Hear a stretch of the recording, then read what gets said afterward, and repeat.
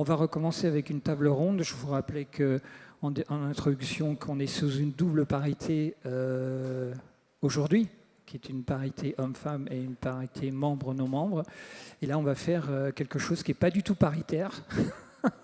On va faire une table ronde uniquement avec des femmes CIO qui dirigent des entreprises PropTech et ConTech de l'immobilier. Alors, j'invite donc Michela Abdallah à venir sur scène. Déborah Fritz de Maïré qui a reçu un trophée tout à l'heure. Bienvenue. Chloé Claire, qui est la patronne de Namer et qui est aussi membre de l'Institut Fidji. Jade Francine, qui est la cofondatrice de WeMaintain. Et Christine Guinebretrière, qui est la cofondatrice également et la CIO de Upcyclea. Donc voilà, soyez les bienvenus. Et donc on va continuer notre journée et on va parcourir avec vous tout ce qui concerne les ConTech et les PronTech, c'est-à-dire toute cette accélération numérique qui accompagne l'industrie immobilière et qui accompagne entre autres la trajectoire bas carbone, enfin la trajectoire verte, parce qu'on va voir qu'au travers de vos interventions, il y a des sujets divers et variés qui tournent autour du vert et on va essayer de les aborder. Donc on a vu ce matin qu'on était à l'aube d'un nouveau cycle immobilier, que le cycle est bien né, c'est clair, que tout le monde est au courant, et qu'en même temps, donc, nous devons nous inscrire dans une trajectoire verte réglementaire, qui est le sujet phare de l'immobilier du XXIe siècle. La fiabilité des données et la convergence numérique des acteurs est indubitablement nécessaire pour traverser ce nouveau cycle, et donc pour accompagner cette trajectoire. Le travail des PropTech et des ConTech produit une accélération numérique du secteur au service de l'ensemble des métiers. Et ça, c'est un sujet qu'on va aborder. Je vais vous poser des questions là-dessus parce que c'est bien d'avoir du numérique, mais au siècle dernier, on avait beaucoup d'IT et on n'avait pas beaucoup de métiers. Je crois que la caractéristique de vos entreprises, c'est qu'elles sont au service des métiers. Donc, on va vous interroger là-dessus. Et puis, qui interviennent, donc l'ensemble des métiers qui interviennent tout au long du cycle de vie des actifs immobiliers. On va donc essayer de faire un petit état des lieux de l'innovation, sobre et durable. Alors, je dis petit état des lieux parce que l'innovation, bien sûr, on a 5 représentants sur scène, mais il y a tellement d'acteurs qu'on doit interroger et qui participent à cette innovation. Construire, gérer, rénover, verdir et mesurer. Alors, comme on va essayer de prendre les choses dans l'ordre, on va commencer avec vous, Michela. Donc, Michela Abdallah, vous êtes la fondatrice et la CIO de DIM. Et alors, DIM, est-ce que vous pouvez nous expliquer ce que je vais juste dire en préalable, c'est que si on regarde l'industrie immobilière du haut d'un hélicoptère, on voit 2 continents temporels qui apparaissent. Le premier, c'est celui de la conception-construction, et le deuxième, c'est celui de l'exploitation-maintenance. Jusque-là, tout le monde est d'accord. La conception-construction, grosso modo, c'est 2 à 5 ans. Si on enlève tout ce qui concerne les pouvoirs publics, les terrains, les VRD, etc. Bon. Et puis, l'exploitation-maintenance, c'est quand même minimum 50 ans, et ça peut aller jusqu'à 120 ans. Il y a des portefeuilles d'actifs qui sont sur des détentions longues. Donc, c'est les deux continents. Et il se trouve que pour le premier continent, on a appelé les start-up, les nouvelles sociétés numériques, les ConTech, pour construction, les ConTech, et pour le second continent, on a appelé ça les PropTech. Alors peut-être pour Property Management, je ne sais pas, peut-être si vous avez des éléments de réponse, vous pourrez nous en donner. Mais voilà, donc là on va commencer, puisqu'on va prendre les choses dans l'ordre avec le premier continent qui est celui de la conception-construction, et donc avec une ConTech. Et donc, Michela, la première question, c'est toute simple. C'est quoi une ConTech ? Ça marche ? Donc, tout d'abord, je voudrais vous remercier et remercier l'Institut Fidji pour avoir mis en avance la ConTech en la distinguant de la PropTech. Donc, ça, c'est un peu récent. Donc, c'est quoi la Contech? La Contech, c'est comme son mot dit, c'est la technologie dans la construction, comme FinTech, la finance dans la technologie de la finance, c'est la technologie de la construction. La Contech s'adresse à tous les métiers et tous les process qui servent à la construction. Donc, on peut commencer du préparation de budget, des plans, de l'achat, de l'exécution sur le chantier, de la coordination entre les corps des métiers. Donc, tout ce qui touche à la construction, ça vient under the umbrella, donc ça vient dans le Contech.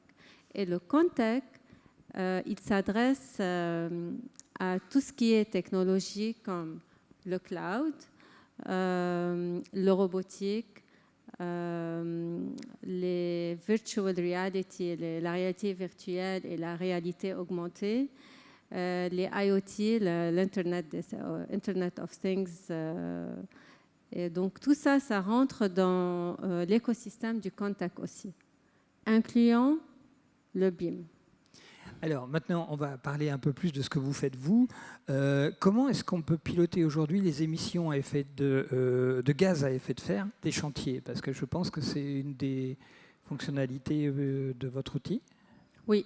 Alors, DIM, comme son nom l'indique, c'est Digital Industrial Modules. Donc, c'est plusieurs modules qu'on a créés pour servir la construction. Donc, un des modules, c'est de calculer, de piloter et calculer les gaz à effet de serre des chantiers de construction. Comment ça se fait? Il faut dire que un chantier, pour pouvoir calculer les gaz à effet de serre des chantiers de construction, on a besoin d'avoir une spécialité, une double spécialité, une expertise dans la construction et une expertise dans le mode de calcul des gaz à effet de serre. Aujourd'hui, le calcul se fait en collectant, en digitalisant la productivité des chantiers.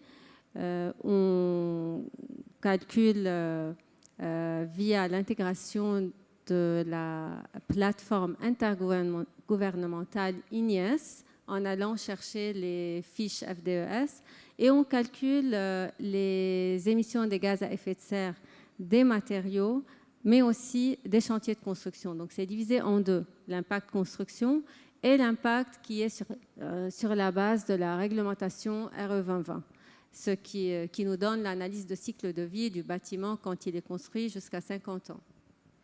Et alors, j'avais une question sur le BIM, parce qu'on nous a fait croire, parce que maintenant on sait que ce n'est pas vrai, on nous a fait croire pendant des années que le BIM allait être le saint graal de la totalité de la filière immobilière, et on a compris aujourd'hui que c'est un outil très utile pour la conception-construction, et qui a été conçu et qui est utilisé par des gens qui considèrent que l'immeuble n'existe plus le jour où il est livré. Donc, quelles sont vos conclusions à vous concernant le BIM et est-ce que le BIM, enfin je veux dire, on sait qu'il n'y a pas un BIM, il y a un BIM par corps de métier, enfin il n'est jamais concaténé pour être livré au propriétaire. Qu'est-ce que vous pouvez nous dire sur le BIM? Au fait, j'ai lu quelque part, on dit que 2000 ans avant Jésus-Christ, jusqu'aujourd'hui, jusqu'à 2017, les méthodes et les processus de construction, disons de l'architecture, l'ingénierie et la construction sont restés les mêmes jusqu'à l'apparition du BIM. Donc, si on peut, au fait, on ne peut pas faire plus et faire plus rapidement avec les mêmes méthodes traditionnelles qu'on a utilisées depuis des centaines d'années. Donc, le BIM, c'est une innovation qui nous permet de se propulser vers la transition technologique de la construction. Et je voudrais ajouter aussi que la combinaison de la technologie avec la transition écologique, elle est factuelle. Donc, elle devient une force motrice pour accélérer la transition écologique du bâtiment, qui à lui seul, il est responsable de 25% des émissions de gaz à effet de serre en France. Alors, on va revenir tout à l'heure, je vous poserai une autre question sur le périmètre fonctionnel de ce que vous couvrez. Je vais m'adresser maintenant à Chloé Claire, parce que concernant tout ce qui est le numérique, on doit aujourd'hui collecter beaucoup de données. Donc, comment est-ce que vous faites chez Namer pour collecter la donnée, une donnée fiable, et où vous en êtes de la collecte des données? Parce que j'ai cru comprendre que les 34 millions de bâtiments français ne sont plus inconnus pour vous. Donc, ça veut dire quoi? C'est quoi vos outils? Bonjour à tous. Donc, Namer, ce que l'on fait, on ne fait pas de la collecte de données, on fait de la production de données. Mais c'est vrai que pour la produire, il faut qu'on en collecte de la brute et qu'on va transformer en une donnée fiable, géolocalisée. Et surtout, on va en produire beaucoup à partir beaucoup de machine learning et de computer vision, puisqu'on va reconnaître des images aériennes ou des images satellitaires. Et grâce à cela, on va donc caractériser, comme tu l'as dit, Eric, 34 millions de bâtiments en France, et on les caractérise du point de vue de leur morphologie, du point de vue de leur performance environnementale sur des potentiels de rénovation énergétique, des potentiels solaires, et on les propulse dans le futur avec des projections climatiques dans le futur, en traitant des sujets comme le retrait et gonflement d'argile ou encore le bien-être en été. Aujourd'hui, ça va mieux, mais là, je pense qu'on a... On l'a bien vu. Et donc, pour répondre à la question, en fait, aujourd'hui, je pense que il faut collecter des données, parce que ça nous permet d'être beaucoup plus optimisés chacun dans nos métiers. Mais ce qui est intéressant pour moi, ma vision, c'est vraiment de mixer des données internes qu'on a sur ces bâtiments, par exemple, et des données externes, comme celle, par exemple, de Namer, qu'on peut vous mettre à disposition. Et c'est comme ça, par exemple, qu'on peut travailler avec des assureurs pour caractériser leur portefeuille et qu'ils fassent des meilleurs modèles de risque et aussi des meilleurs modèles pour ceux qui vont faire de la souscription. On peut faire des simulateurs de potentiel solaire, etc. Et on peut, par exemple, pour les promoteurs immobiliers, regarder des villes et regarder où sont les meilleurs potentiels de rénovation avec vos propres filtres. Et en plus, j'imagine aussi avec des données que vous aurez vous-même déjà récoltées en faisant une analyse d'un territoire. Donc, je pense que la puissance, c'est de croiser des données et de pouvoir ensuite faire des services dessus. Maintenant, on se rend compte souvent que finalement, l'obstacle, c'est l'infrastructure, parce que c'est finalement très complexe de jouer avec beaucoup de données. Et donc, il y a des outils qui permettent de les accueillir, des outils de SIG, des outils de BIM aussi, qui ont beaucoup de métadonnées dans chaque objet, évidemment. Et donc, en fait, il y a ça aussi, c'est de se dire quel outil vais-je utiliser pour croiser et pour sortir de la connaissance. Et pour nous qui faisons de la donnée au bâti, tout ce qui est du domaine, donc j'ai cité les SIG, donc les systèmes d'information géographiques, voilà, sont donc des données qu'on voit bien parce qu'elles sont localisées, c'est assez simple. Et ça vous permet de faire beaucoup de choses. Et donc nous, on vous aide à faire ce genre de choses. Alors j'ai une autre question qui est plus concrète. Face aux réglementations et au réchauffement climatique, que fait-on du parc existant? Parce que ça, c'est un point dont on a parlé avant en préparation. Et j'aime bien la punchline. 80% des... c'est pas la mienne, hein, c'est la sienne. Hein. 80% des bâtiments qui seront utilisés demain existent déjà. Alors, en 2050, voilà. Les villes de 2050 sont faites de 80% de bâtiments existants aujourd'hui. Je discutais avec un grand acteur du BTP qui me disait qu'il avait une augmentation d'environ 5 à 10% ces 3 dernières années sur la rénovation. On sent que ça vient. Et en effet, c'est évidemment accéléré par le net zéro artificialisation. Alors aujourd'hui, c'est la réduction de cette vitesse d'artificialisation, mais bientôt ce sera vraiment faire avec ce qu'on a. Et faire avec ce qu'on a, ça veut dire en trouver les potentiels. Et nous, c'est ce qu'on fait tous les jours avec des données. On le fait beaucoup pour le résidentiel et pour le particulier via nos clients banques et assureurs, mais on le fait aussi pour des clients plutôt promoteurs et plutôt visionnaires sur la territorialité. Parce qu'on s'engage vraiment sur la partie rénovation. Alors justement, comment est-ce qu'on rénove efficacement les parcs immobiliers et comment on collecte les données pour comparer les actions, enfin pour évaluer les actions entreprises? C'est toute la question en fait d'avoir un même jeu de données pour pouvoir trouver les profils les plus intéressants. Donc nous, on travaille avec des grands propriétaires qui possèdent peut-être entre 1000 et 5000 bâtiments en France. Et ce qu'on va faire, c'est une analyse pour leur dire, voilà les 100 sur lesquels vous allez envoyer des gens sur le terrain. Et donc, on travaille sur la rénovation énergétique ou sur de la décarbonation en fonction de ce qu'il y a. Il peut y avoir des boucles d'eau chaude, il peut y avoir des potentiels de géothermie. Évidemment, on cherche les passoires thermiques et on a développé des algorithmes. Donc, pour revenir à la question de comment est-ce qu'on fait, nous, on a développé des algorithmes qui permettent de calculer le DPE de n'importe quel bâtiment. S'il existe de manière réglementaire dans le jeu de données de l'ADEME, on va vous le donner. Mais enfin, ça, ce n'était pas très dur.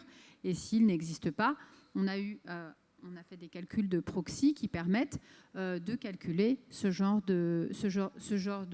d'informations, et ce qui permet vraiment, quand on a des grands parcs immobiliers, si vous avez 3 bâtiments, ne prenez pas mes données, vous les connaissez beaucoup mieux par vous-même, mais si vous en avez 1000 ou 2000 à évaluer, on vous permet vraiment de prioriser les actions et d'aller beaucoup plus vite et de faire évidemment des économies de gens qui vont sur le terrain, et aussi d'avoir une synergie sur les données, les attributs, les unités. Enfin, c'est idiot, mais quand on commence à avoir 2000 lignes, c'est déjà compliqué. Et on le fait aussi pour des acteurs qui ont besoin de 100 000 lignes. Et là, c'est encore plus intéressant. Alors, la rénovation, c'est un des aspects de la gestion des parcs immobiliers, mais ce n'est pas le seul. Alors, j'ai une question pour Déborah Fritz, qui est la fondatrice et la CEO de MyRe. Comment est-ce qu'on gère efficacement les données juridiques et financières des actifs et des portefeuilles immobiliers aujourd'hui ? Ça fonctionne très bien. En fait, on arrive finalement après. Nous, on arrive une fois que le bâtiment est là, une fois que le bâtiment est construit, qu'il faut le louer, qu'il faut le gérer, qu'il faut le financer. Donc nous, on va pas seulement collecter la donnée, on va la collecter à partir du moment où les données ne sont pas générées par MyRe, mais on peut également les faire directement dans MyRe. Aujourd'hui, MyRe, c'est une plateforme de property management, d'asset management et de fund management qui est extrêmement ouvert en termes de données, et c'est là où Fidji, évidemment, a tout son intérêt, mais qui va permettre, en fait, d'utiliser cette donnée, de l'analyser ou de la créer à proprement parler. Et alors, comment vous faites ? Parce que vous avez un couloir de nage. Vous travaillez sur les données juridiques et financières. Mais pour gérer et piloter un parc immobilier, il n'y a pas que ces 2 aspects-là, il y en a beaucoup d'autres. Donc, comment est-ce que vous travaillez l'interopérabilité de votre plateforme et quelles sont les technologies que vous utilisez aujourd'hui ? Alors, l'interopérabilité de la plateforme, on la travaille aujourd'hui surtout avec des outils de property management. Et donc, notre surprise, c'est qu'on pensait que ça allait passer via des API, par exemple. Mais non, ça ne passe pas via des API, ça passe par des fichiers plats, puisque des outils en face de nous ne sont pas prêts aujourd'hui à cette technologie. Donc, l'interopérabilité et la donnée en temps réel, c'est un peu une illusion compte tenu de l'état du parc informatique de l'immobilier. On va avoir 24 heures de délai et un retravail de données certainement au branchement. Ensuite, deuxième surprise, c'est que des acteurs, nos clients immobiliers qui vont utiliser plusieurs plateformes pour différents sujets, des sujets environnementaux, nous on est sur les sujets financiers et juridiques, ne vont pas forcément nous demander de croiser ces données. Donc il n'y a pas encore un vrai élan d'avoir un endroit unique pour retrouver cette donnée et faire des analyses croisées. Vous l'avez cité dans l'assurance, qui fonctionne à mon avis très très bien. Dans l'immobilier, je pense qu'on a encore un peu de travail. Alors, est-ce qu'on peut valoriser un portefeuille sans s'assurer que les données de gestion locatives soient fiables ? Parce que ça, c'est quand même un aspect important. Alors, on peut le faire, mais c'est faux. Donc, il y a des sujets. Et effectivement, on se rend compte qu'il y a beaucoup d'erreurs. Quand on vient nous récupérer de la data de gestion, on remonte 30% d'erreurs de données, ce qui est énorme. Donc, nous, on a mis en fait tout un process de fiabilisation de la donnée qui remonte au sein de MyRe. MyRe, c'est d'abord un modèle mathématique qui vient s'assurer justement via des API avec tous les prestataires européens de données d'indexation, avec tous les prestataires de données de taux interbancaires, etc. Donc on vient s'assurer que la donnée qui remonte, parce qu'on l'a recalculée, est correcte, avec des workflows de validation systématiques à différentes étapes. Alors, on a parlé de la construction, on a parlé de la rénovation, on a parlé des données juridiques et financières des actifs. Maintenant, on va parler de la maintenance avec Jade. Jade Francine, vous êtes la cofondatrice et la Chief of Grow. Alors, c'est quoi en français, Chief of Grow ? Moi, je suis en charge de tout le développement. Ah, ok. Chez WeMaintain. Et donc, le core business de WeMaintain, c'est la maintenance. Alors, quel est le rôle de la maintenance dans la trajectoire écologique de l'immobilier ? Finalement, on fait un peu toute la chaîne, hein, je pense que vous l'aurez compris. Oui, donc on conçoit les immeubles. S'ils sont déjà existants, on peut les rénover. Et puis après, il y a le sujet de fond. Qu'est-ce qu'on fait au quotidien? Et au quotidien, comme vous le disiez, 80% des immeubles de 2050 sont déjà existants. En fait, au quotidien, il faut les entretenir, il faut les maintenir. Et donc ça, c'est plein de petites actions du quotidien. Donc soit c'est dans le cadre, en effet, de contrats de maintenance, où là, c'est très réglementé. On peut aller un peu plus loin quand certains property ou facility ont des demandes en particulier pour optimiser les immeubles et les équipements. Mais en tout cas, il y a vraiment un sujet de se dire, il n'y a pas de baguette magique, hein. Il n'y a pas d'homme providentiel sur tous ces sujets dont on parle. C'est plein de petites actions du quotidien, et la maintenance en fait vraiment partie. En fait, sur un immeuble, il y a environ 30 prestataires qui interviennent par an pour les sujets de maintenance. Et donc, en fait, toutes ces personnes-là, elles ont leur rôle à jouer pour que finalement les immeubles soient bien optimisés et consomment, par exemple, le moins d'énergie possible. Est-ce que la maintenance est bien valorisée aujourd'hui? On a l'impression parfois que... Vous avez la réponse? Et non. Moi, personnellement, je pense que non. Et à plusieurs titres. Pour le coup, nous, on a lancé WeMaintain il y a 5 ans et demi. Sur un constat qui était que au final, les opérations de maintenance sont assez peu satisfaisantes, parce que les équipements techniques, donc les ascenseurs, système de sécurité incendie, les portes, je les passe, sont pas très fiables. Il y a souvent des pannes. Et également, côté gestionnaire, c'est très difficile d'avoir des indicateurs de performance, c'est très difficile d'avoir de l'information. Donc voilà, il y a de la place pour faire les choses différemment. Et pareil, nous, on s'est aussi inscrit sur le sujet des objets connectés. Donc, on a conçu nos propres capteurs en interne. En fait, peu importe la technologie, on va remonter des indicateurs qui sont fiables, qui vont aider et le technicien sur le terrain et le client à mieux piloter les consommations d'énergie, les plans de CAPEX. Et donc, oui, je pense que pour le coup, il y a un peu un sujet dans le monde de l'immobilier. C'est qu'en effet, on est vraiment sur cette idée de chaîne de valeur.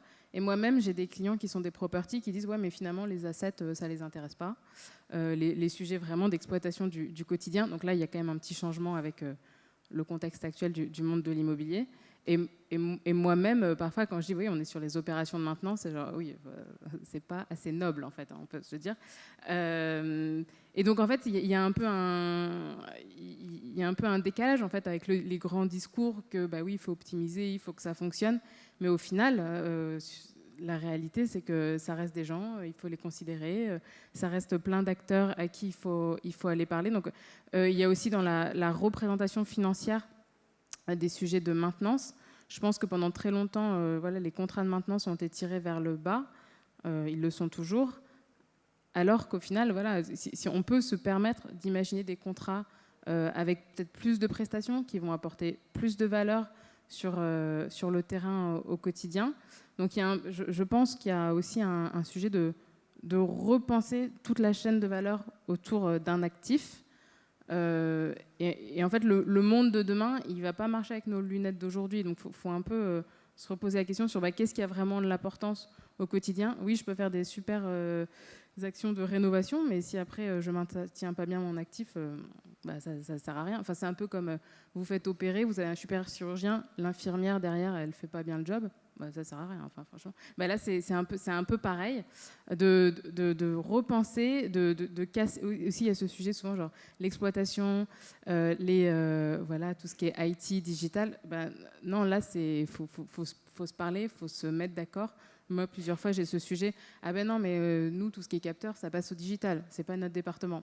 Oui, d'accord. Et donc après, quand je vais voir digital, ils disent ah ben non, parce que tous les capteurs qui sont liés à l'exploitation, nous, on est plutôt sur les capteurs, de la donnée financière, tout ça. Oui. Donc il y a un peu ces sujets. Comment les équipes aussi au sein des groupes immobiliers travaillent ensemble, parce qu'au final, les objectifs sont quand même communs. Alors c'est un sujet sur lequel on va revenir après. Je voudrais interroger sur le change management, parce que vous êtes toutes confrontées, tous d'ailleurs, on est confrontés à ça dans l'évolution nécessaire de notre industrie. Je voudrais maintenant poser une question à Christine. Vous êtes la cofondatrice et la CIO de Psycléa. Avec vous, on va parler d'économie circulaire. Donc en fait, on fait bien la boucle en quelque sorte, parce qu'on a commencé avec la Contech et on finit avec vous. Et donc l'économie circulaire, moi je ne suis pas un expert de votre métier. C'est quoi? Ça consiste en quoi? Ça sert à quoi? Et j'imagine quand même qu'il y a une notion de matériaux dedans, donc les matériaux qui ont été utilisés au tout début dans la construction. Merci beaucoup. Effectivement, par économie circulaire, on le prend toujours par le petit bout de la lorgnette, on pense réemploi. Et pourtant, on fait partie de ces startups qui démarrent avec conception, construction, exploitation, fin de vie.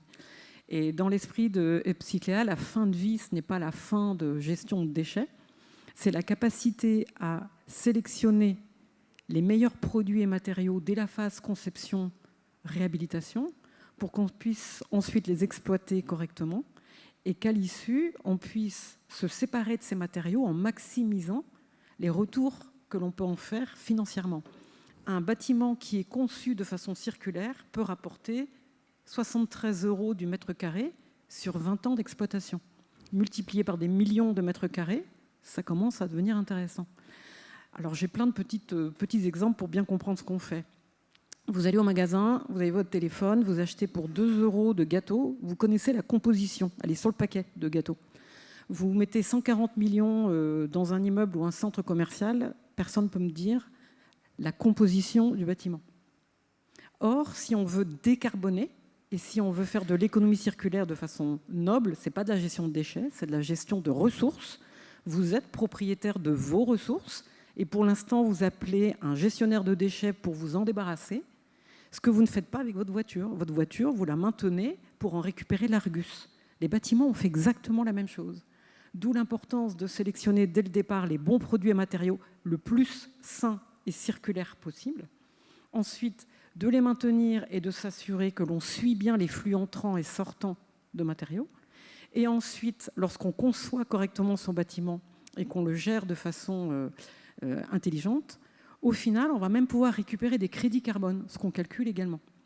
Donc Upcyclea fait tout ça, la plateforme fait tout ça, conception, exploitation des ressources du bâtiment, et en sortie, on est capable d'expliquer ce que ça rapporte en crédit carbone. Mais on ne s'intéresse qu'au scope 3, mais pas le scope 3 au doigt mouillé. Alors, de façon vous pouvez nous rappeler ce que c'est? On parle de la composition du bâtiment. Le scope 3, vous pouvez nous... Le scope 3, c'est pas la gestion des énergies. C'est vraiment le carbone qui est emprisonné dans le bâtiment. Et on a même trouvé des modèles pour maintenant aller reconstituer sous forme de banque digitale tous les bâtiments existants. Donc les vraies compositions des bâtiments existants, donc par exemple là sur un bailleur social récemment, en moins de 4 mois, on a reconstitué 1200 bâtiments. Donc ce bailleur social possède 1200 banques digitales dans son espace chez MyUpcyclea. Il appuie sur un clic et il obtient par bâtiment et pour tout son patrimoine ou par région son scope 3, donc son empreinte carbone qui est emprisonnée dans ses produits et matériaux. On lui a généré une feuille de route décarbonation et on lui a dit si tu fais X, Y et Z en choix de réhabilitation, nous ne parlons que de choix de matériaux, alors le bâtiment va avoir une empreinte au final scope 3 de tel niveau, tu récupères 8 millions d'euros de crédit carbone, on va t'aider à créer des projets dans lesquels tu vas pouvoir investir pour aller investir dans des puits de carbone qui vont compenser la dernière empreinte carbone qu'il ne pourra pas diminuer au final. Mais alors, du coup, ça nécessite d'avoir une base de données sur l'ensemble des matériaux. On a une énorme base de données. On a entendu parler tout à l'heure, précédemment, de la base Ignes, qui est une base à l'initiative du gouvernement français. C'est ça. Comment vous faites? Alors en fait, toute la méthodologie et toute la plateforme est basée sur ce que nous appelons les passeports circulaires. Le passeport circulaire, vous allez le voir apparaître dans quelques années, c'est le Digital Product Passport qui va devenir obligatoire au niveau de l'Europe. Chaque fabricant de produits mondial devra créer son Digital Product Passport par produit mis sur le marché. Mais il y a déjà une fiche qui est obligatoire, puisque justement, dans la base Ignes, il y a toutes les fiches. Alors, peut-être que Michela peut... Mais ce n'est pas numérique pour l'instant. Donc, ce dont on est en train de dire, c'est que chaque fabricant sur la planète voulant importer des produits et matériaux en Europe devra, pour chacun de ces produits, créer un Digital Product Passport. Et la réglementation va s'occuper de... L'Europe démarre sur les batteries et différents produits pour la construction à partir de 2027. Et donc nous-mêmes, nous avons un module qui est en accès gratuit pour tout le monde, qui s'appelle la librairie d'Upcyclea et qui sera connecté avec cette base de données lorsqu'elle existera. Mais pour l'instant, à ce jour, on a déjà plus de 10 000 passeports circulaires remplis par des fabricants de produits mondiaux, avec toutes les fiches et toutes les informations nécessaires pour faire de l'économie circulaire, dont les fiches INIES, mais toutes les IPDs qui existent mondiales en réalité. Et donc avec ce passeport circulaire, on passe sa souris sur l'ID unique du passeport circulaire et on peut l'embarquer dans ces objets BIM. Et donc on peut faire finalement un BIM exploitation dès lors qu'on se connecte avec Upcycler. Alors justement, on revient au BIM, donc on va redonner la parole à Michela. Comment est-ce que sont gérées, alors deux choses, l'ensemble des informations sur les matériaux, est-ce que quand on utilise du numérique, on fait appel à des bases de données dans lesquelles tous les matériaux sont répertoriés, ou est-ce que sur chaque chantier par chantier, on doit collecter les informations sur les matériaux et les rentrer dans le BIM? Ça, c'est la première question. Ma deuxième, ça concerne le change management, et c'est une question que je vais vous poser à chacune.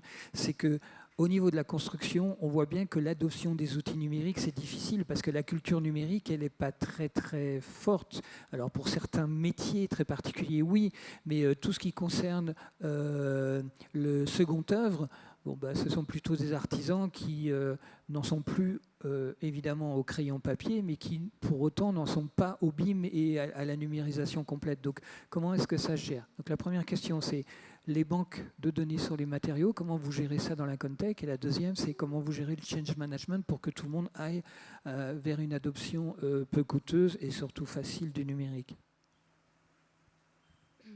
En fait, les matériaux dans un projet de construction, ça consiste entre 40 et 50%, vu même parfois 60% des émissions de gaz à effet de serre responsables dans un projet. Donc c'est important d'avoir les informations sur ces matériaux aussi. Ils sont responsables d'autant de gaz à effet de serre. Oui, bien sûr. Aujourd'hui, dans la phase étude, on crée ce qu'on appelle, pour faire plus simple, le budget de gaz à effet de serre de ce projet. Pour pouvoir créer ce budget-là, on a besoin de savoir les spécifications et les types de matériaux qu'on va utiliser dans ce projet. Et le fournisseur. Donc aujourd'hui, si on ne sait pas le fournisseur, on va sur la base, en fait, il faut dire sur la base INIES, il y a les fiches FDES de chaque fournisseur. Et sur cette fiche, on pourra trouver tous les paramètres environnementaux dont on aura besoin pour calculer l'analyse de cycle de vie et l'impact construction de chaque matériau installé dans un chantier. Et donc cette fiche, c'est quoi? C'est numérisé, mais c'est un PDF ou c'est des données qu'on peut rentrer directement dans un système d'information? On peut faire les deux. On peut aller consulter. C'est une plateforme. On peut rentrer, on peut aller consulter. Disons, je veux mettre une façade en verre. Donc je rentre, je cherche la façade, je rentre dans cet onglet-là et je cherche le fournisseur. Et quand je trouve le fournisseur, je vais dans sa fiche FDES de ce fournisseur et j'extrais, pas moi, donc celui qui fait l'étude, les paramètres environnementaux qui sont vraiment, c'est un calcul, on ne va pas rentrer dans le calcul dynamique et statique de toute l'analyse de cycle de vie, mais ce que je veux dire, vous pouvez, en tant que promoteur, en tant qu'entreprise, rentrer et consulter, mais aussi, comme nous on a fait, on a intégré avec la plateforme INIES. Ils ont des API et on s'est intégré avec eux. Donc pour nous, le client, il n'a qu'à désigner le ID qu'il a choisi avec le fournisseur et c'est la plateforme qui va s'intégrer avec INIES. Et elle va chercher tous les paramètres et calculer tout le produit. Donc, il y a si on veut rentrer un peu dans les détails, il y a INIES, il y a Betty qui est pour tout ce qui est béton, parce que la plateforme INIES, elle fournit tous les éléments sauf le béton. Et voilà. Et donc, il y a plusieurs bases de données. Alors, la deuxième question, c'était sur le change management. C'est d'autant plus important dans la construction, c'est parce est-ce qu'il y a toujours les 20 à 30% de dérive sur les coûts? Ça me fait presque... C'est énorme. Donc, oui. Vous en êtes tous sur la gestion des dérives pendant les chantiers? Oui, il y a au fait la construction, la valeur de la construction mondialement, c'est à peu près 13 trillions de dollars. En France, c'est plus que 147 millions. Et les dérives, si on va de 20 à 30% de dérives des chantiers dues au dépassement du calendrier, dû au dépassement budgétaire des chantiers, dû au dépassement des collaborateurs, des ouvriers, c'est trop. Donc, le change management pour la construction, on ne parle pas c'est dans toute l'opération, toute la chaîne, donc la construction, la finance, l'exploitation et tout. Dans la construction, il est presque obligatoire parce qu'on travaille aujourd'hui en silo. Donc, les gens du terrain travaillent pour le terrain, les gens dans le bureau travaillent pour le bureau. Si on veut passer l'information, on découvre qu'on parle pour les gens des chantiers la même chose. On le répète pour les gens du bureau, on le répète pour tout ce qui est responsable des calendriers, des budgets, des tout. Donc, le digital et le BIM, parce que ce n'est pas seulement le BIM, c'est toute la technologie, ce qu'elle a fait une chose qui est merveilleuse. Elle a amené les gens à l'information. Avant, nous, on envoyait l'information à tous les gens. Donc, on envoie les emails, on envoie les papiers et tout.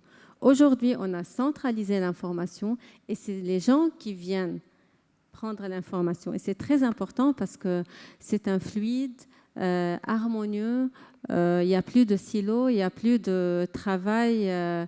On ne peut pas dire que je ne savais pas. Donc, c'est très important. Maintenant, l'adoption de la technologie dans la construction, elle est un peu lente. Et au fait, je comprends.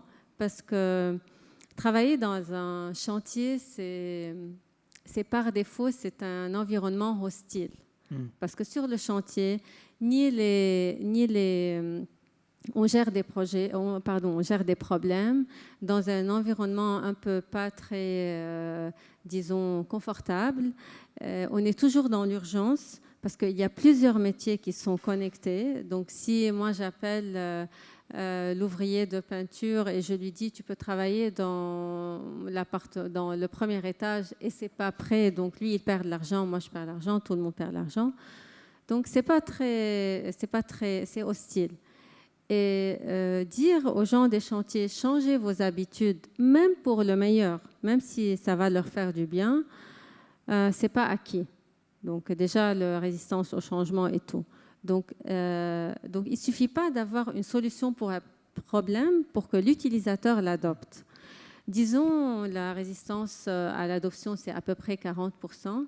La solution, c'est de créer un produit qui est intuitif et user-friendly, qui va motiver, qui va donner envie à l'utilisateur 2 à 3 fois plus que la résistance pour qu'il l'adopte. OK. Donc, moi, je vais continuer en posant une question à Jade, parce que du coup, comment est-ce qu'on fait? On a compris que la technologie pouvait aider à faciliter l'adoption des nouveaux outils, mais comment on fait pour décloisonner l'organisation historique des métiers immobiliers et comment on conduit la conduite du changement justement autour de la maintenance et de ces problématiques? Oui, alors je pense, j'essaie de réfléchir à quelque chose d'un peu organisé, mais chacun, en fait, déjà dans nos organisations, je pense qu'on peut lancer un peu ce change management. Quelque chose qui me paraît important, c'est de aussi accepter le droit à l'erreur. Voilà, quand il y a des transitions comme ça, mais il faut accepter que que tout le monde ne va pas adhérer au même moment, qu'il y en a, ils vont pas forcément savoir utiliser les outils. Voilà, chacun a un peu son expérience, donc il faut quand même laisser beaucoup de temps en donnant quelques directives assez claires et accepter que oui, il y ait des erreurs en cours de chemin. Mais ce que disait Michela, c'est qu'aujourd'hui, vous développez des outils qui sont faciles à utiliser. Hein. Oui. L'iPhone, Le principe, c'est qu'un enfant de 4 ans sache l'utiliser. Oui. Bon, c'est peut-être pas une bonne chose, on est d'accord. Enfin bref, c'était leur principe de départ. Oui. Et donc, vous avez des outils qui ont été conçus, qui sont intelligents et qui sont faciles à utiliser. Et pour autant, l'adoption, elle n'est pas totale, complète, immédiate. Alors on peut le comprendre parce qu'il y a des générations différentes de travailleurs. Il y en a qui sont nés avec l'iPhone dans la main, il y en a d'autres qui l'ont connu que très tard. Mais du coup, voilà, comment est-ce que vous gérez tout ça? Comment vous gérez cette nécessaire accélération numérique auprès de l'ensemble des métiers et des décideurs, quel que soit leur âge? Pour le coup, je pense qu'il faut accepter qu'il y ait des early adopters, des gens qui mettent plus de temps. Moi, perso, je vois mes parents, ils maîtrisent moins l'iPhone que moi, je pense en tout cas. Moi-même, en interne, je veux dire, on a des outils technologiques, mes développeurs de 25 ans, ils les maîtrisent beaucoup mieux que moi. Donc, il faut accepter que tout le monde n'ait pas la même adoption. Quelque chose qui, je pense, manque un petit peu, c'est aussi passer le temps pour accompagner, donc c'est-à-dire vraiment s'asseoir avec ses clients et leur expliquer pourquoi ça va apporter de la valeur, pourquoi ça va leur faciliter leur travail. Et ensuite, au sein plus des organisations immobilières, c'est donner quelques directives, j'arrive pas, assez claires. Moi, je vois mes clients qui sont les property managers. Alors, franchement, on leur demande tellement de choses à faire. Mais c'est lunaire. Enfin, je veux dire... non, mais il y en a beaucoup, vraiment, ils sont en burn-out. Hein. Enfin, c'est vraiment... Non, mais je rigole. Enfin, les gens rigolent, mais en fait, non, mais c'est très triste, en fait. On demande à ces gens, on leur dit, tout le monde redescend. Oui, alors hop, voilà, les investisseurs, les assets et tout. Bon, vous savez quoi, c'est le property. Il n'est pas payé plus, il n'a pas plus de temps, il n'a pas plus d'équipe. Enfin, du coup, ça devient très compliqué pour eux de gérer. Il y a énormément de plein de petites demandes entre eux. Il faut que ça marche bien techniquement, il faut que ça marche bien au niveau des locataires, il faut qu'au niveau des budgets, à la fin, c'est plus possible. Donc, je pense que c'est important, dans ces phases de transformation, qu'il y ait 1 ou 2 KPI qui soient très clairs et tout le monde est aligné là-dessus.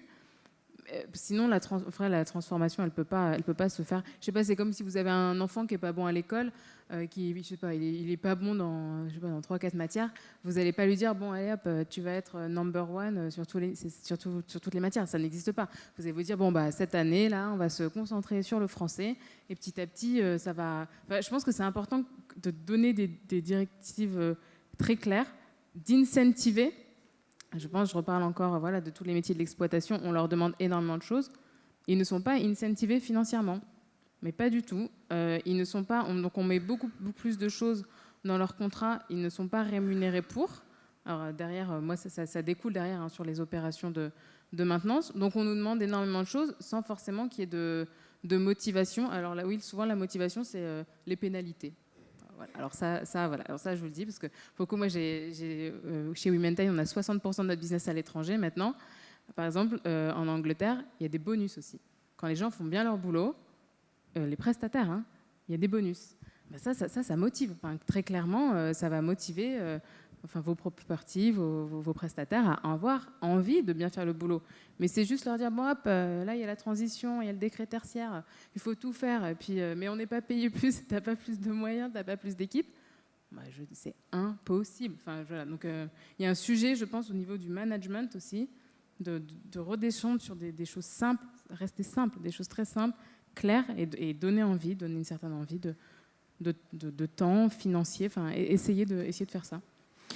Alors, même question pour Christine. Comment est-ce qu'on fait, et notamment avec un sujet comme tout ce qui tourne autour de l'économie circulaire, comment est-ce qu'on amène les gens à comprendre de quoi il s'agit et puis à l'adopter et à surtout à arrêter qu'ils s'effraient face à ces sujets en se disant mais c'est complexe, ça va coûter trop cher. Comment est-ce qu'on fait? Alors, on a bien regardé l'évolution du marché. Puisqu'en fait, on est commercialisé depuis 2019. Donc, on a vu plusieurs phases. Donc, il y a la première phase où nous avons cru qu'en inspirant et en expliquant comment faire de l'économie circulaire avec son patrimoine, avoir des bons indicateurs, sauver la planète et faire une valeur financière résiduelle, ça serait suffisant. Et en fait, non. Donc, ce n'était pas complètement le sujet. Et maintenant que nous sommes rentrés dans une phase loi AGEC, taxonomie européenne, donc on est contraint. Là, avec la contrainte, on a énormément de personnes qui viennent vers nous directement. Donc pour moi, c'est dans le domaine du bâtiment, c'est comme ça. C'est la contrainte. Deuxièmement aussi, bien accompagner les propriétaires. Donc vraiment les propriétaires des bâtiments, privés, publics, dans une vision, quelle vision ils souhaitent. Et nous, on va leur dire comment faire pour y aller. Par exemple, je veux décarboner, il faut mettre une feuille de route en place, mettre des cahiers des charges qui correspondent à cette feuille de route, et ensuite tout le monde s'aligne derrière. Mais souvent, il n'y a pas non plus des cahiers des charges très bien ficelés pour pouvoir vraiment répondre à ses propres objectifs. Et puis si j'achète en VFA, eh bien pour l'instant, il y a trop de bâtiments qui sont livrés et qui ne correspondent pas forcément à cette feuille de route du propriétaire. Donc il s'agit maintenant aussi de commencer à faire prendre conscience que même en VFA, il va falloir décarboner derrière. Donc les plus grands propriétaires privés publics qui travaillent avec nous commencent à mettre des indications très claires sur leurs attentes, y compris en VFA. Donc ça commence à changer et la réglementation nous aide. Mais la seule inspiration, le seul fait de dire « sauvez la planète pour vos enfants », ça ne marche pas en fait. C'est juste une réalité. Alors j'ai une autre question pour Chloé. Est-ce que l'appétence dans le secteur public est la même que dans le secteur privé? Est-ce qu'il y a des différences? Parce que je crois que Namer sert aussi bien des organismes HLM que des propriétaires des parcs immobiliers privés, enfin des portefeuilles détenus par des organismes privés. Donc est-ce qu'il y a une différence dans l'adoption numérique, dans le change management que vous avez pu observer? Pardon. Par rapport au change management, moi, ce que j'ai appris, c'est que nous, on avait un business model. Donc, comme on est une start-up, on change souvent de go-to-market. Donc, on avait un premier business model qui consistait à faire ce qu'on appelle data as a service. Je vous ai dit tout à l'heure, on produit des données, elles sont premium, de très grande qualité, etc. Et on a bien commencé à les vendre aux assureurs, mais toutes les autres industries n'arrivaient pas, en fait... Elles voyaient la puissance que ces données pourraient leur apporter, mais elles n'arrivaient pas bien concrètement à gérer leurs projets. Je vous disais tout à l'heure des problèmes d'infrastructure, d'intégration IT, d'IT qui ont déjà tellement d'autres problèmes dans les entreprises avec leur legacy, etc., que finalement, on est passé sur un go-to-market qu'on a de plateforme, en fait, de SaaS pur, où en fait, on utilise... je dirais 10% de la puissance des données. Par contre, il y a un front, une interface qui permet de voir son parcours et d'utiliser pour un cas d'usage hyper précis. Je veux rénover un bâtiment. On fait par exemple un simulateur de n'importe quel bâtiment où on a un DPE et les travaux proposés, les aides pour la personne. Voilà, par exemple. Et en fait, pour moi, ce que j'ai vraiment appris, c'est qu'il n'y a pas qu'une question de change management. C'est que, par exemple, quand on parle de la donnée, il n'y a rien à faire, ce n'est pas concret. Alors, certains s'imaginent un tableau Excel, d'autres un truc genre Matrix, mais en fait, personne n'arrive vraiment très bien à s'en saisir, à part justement des gens qui sont nés là-dedans et ils ne font que ça et ils arrivent à le concrétiser. Sauf que nous, on l'a dit, on fait des services pour les métiers et franchement, les métiers, ils n'arrivent pas à se les imaginer. Et donc, pour moi, le change management, en tout cas sur la partie data, il tient à ce qu'on mette les outils dans les mains des métiers et c'est ce que font mes collègues ici, c'est d'avoir des plateformes qui sont simples, intuitives, etc. Parce que si on ne met pas un outil simple dans la main, il n'y aura pas d'adoption. Et si on ne fait pas une interface qui est compréhensible, ce n'est pas possible. C'est pour ça qu'on est content d'avoir nos données dans des systèmes d'information géolocalisés qui les montrent sur des cartes. Là, les gens comprennent bien les cartes. Qui les montrent avec nos propres interfaces de plateforme. Et ce qui est amusant, c'est qu'à partir du moment où on a commencé à faire notre propre plateforme, des clients sont venus nous dire « Ah, mais votre donnée, elle sert à ça ?» Oui, ça fait 2-3 ans que je t'en parle. Et là, il fait « Ah, maintenant, finalement, je vais la prendre en API dans mon projet parce que j'ai vu à quoi elle servait. Et en fait, c'est exactement l'utilisation que je pensais en faire, mais cette projection mentale n'existait pas encore. Et je pense qu'il ne faut pas sous-estimer ce côté ultra concret. On a beau faire du digital, il faut que ce soit très, très, très concret. Et voilà, le petit côté change management. Et après, ce n'est pas une histoire de privé-public, c'est une histoire d'humain, je pense. Voilà. Oui, Christine, vous vouliez dire un mot? Il y a juste une idée qui me venait suite à ce que tu viens de dire. En fait, le vrai changement est lié dans le côté collaboratif.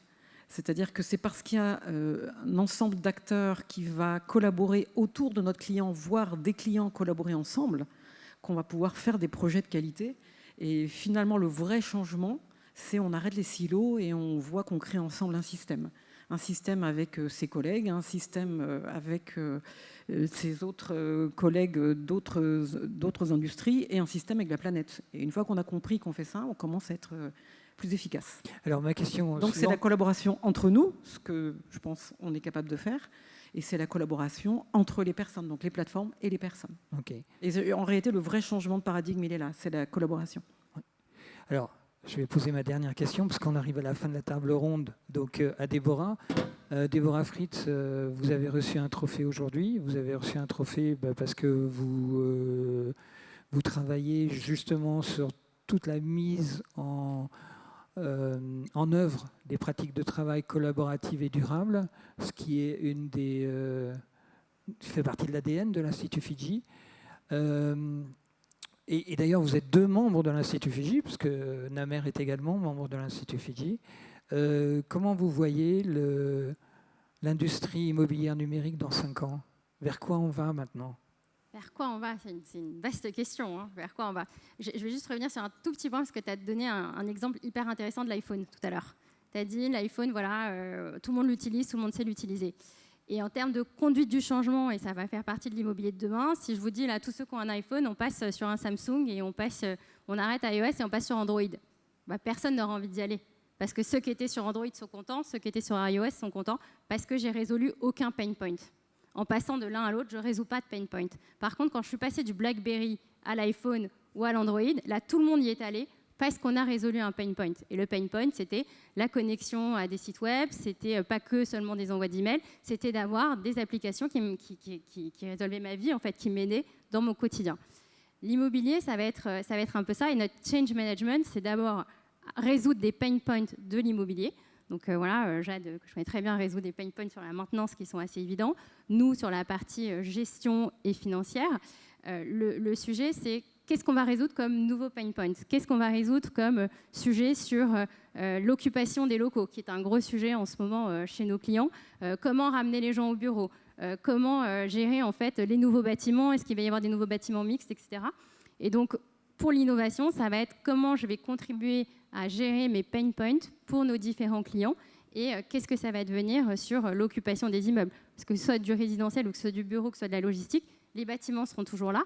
Et donc, qu'est-ce que je vais en faire et comment la technologie va venir m'aider d'un point de vue écologique, mais d'un point de vue aussi financier et occupation. Je vous remercie toutes les 5 d'avoir participé à cette table ronde lors de Reality 2023.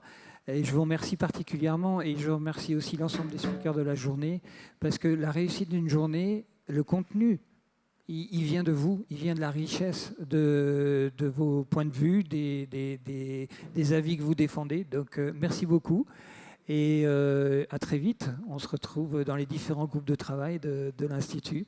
À bientôt. Merci beaucoup.